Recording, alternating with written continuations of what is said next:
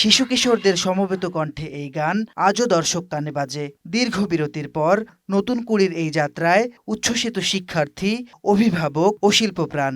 এটা তো আমাদের ছোটবেলার একটা স্বপ্ন। নতুন কুড়ি আমি নতুন কুড়ি দেখে বড় হয়েছি। তখন আমার স্বপ্ন ছিল যে আমি যদি যেতে পারতাম।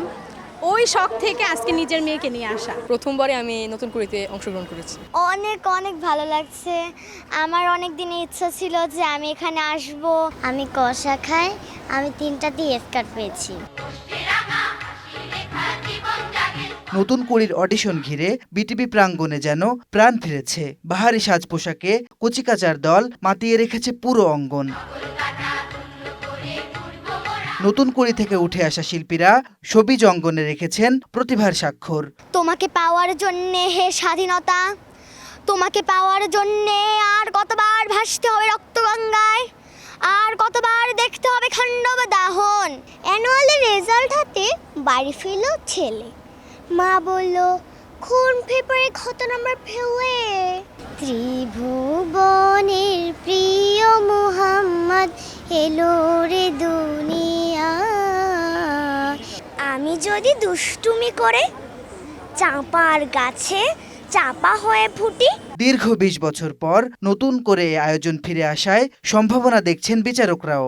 যখন বসলাম আমি বিচারকে, তখন দেখলাম যে আমাদের বাচ্চারা ভালো লাগলো যে মফস্বল এলাকা থেকে এসে তাদের ওই আঞ্চলিক ভাষাটা, মানে কথার যে টোন, ওটা নাই।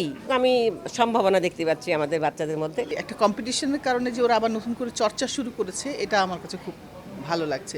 মানে যত বাচ্চারা চর্চা করবে তাদেরকে আমরা জানাবো, আমাদের দেশটাকে ওরা ভালো করে চিনবে, জানবে।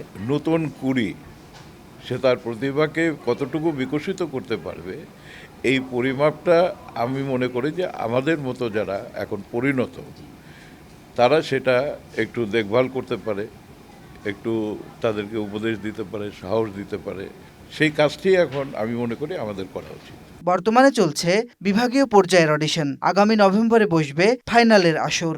স্বপ্ন পূরণের পথে নতুন কুড়ি হতে পারে সফলতার প্রথম ধাপ, এমনটিই মনে করছেন সংশ্লিষ্টরা। ছেলেমেয়েরা খুব আগ্রহের সাথে অংশগ্রহণ করছে এবং আমরা আশা করছি এই নতুন কুড়ির মাধ্যমে আমাদের দেশের যে শিল্প সংস্কৃতি তার বিকাশ আবার শুরু হচ্ছে। সকল সিনিয়র শিল্পী কলাকুশলীদের আমরা বিচারক হিসাবে পেয়েছি। মাসিদ রনো, সময় সংবাদ, ঢাকা।